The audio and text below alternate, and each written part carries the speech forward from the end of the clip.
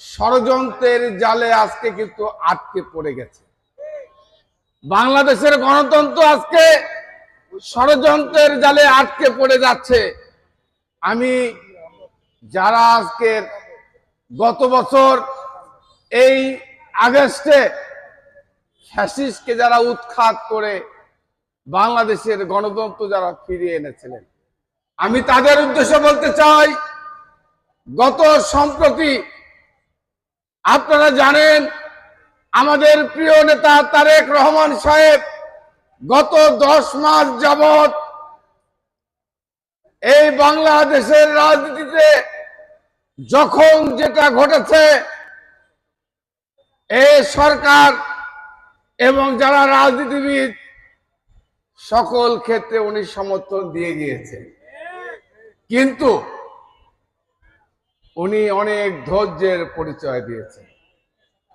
এই 10 মাস যাবৎ অনেক অন্যায় আমাদের নেতা তারেক রহমানকে নিয়ে গত কয়েকদিন যাবৎ যে ভাষায় তাকে গালিগালাজ করা হয়েছে, আমাদের নেতা তারেক রহমানকে নিয়ে যে ধরনের অপপ্রচার করা হয়েছে, আমাদের প্রিয় নেতা, আমাদের আদর্শের ধারক, যে মানুষের রাজনীতি আমরা করি, শহীদ জিয়া, সেই শহীদ জিয়া রহমান, তাকে নিয়ে আপনারা কটূক্তি করেছেন।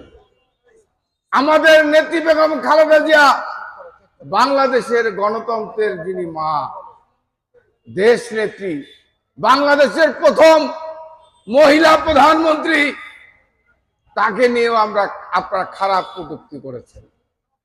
প্রিয় ভাইরা আমার, আপনারা গত 2 দিন বহন করেছেন।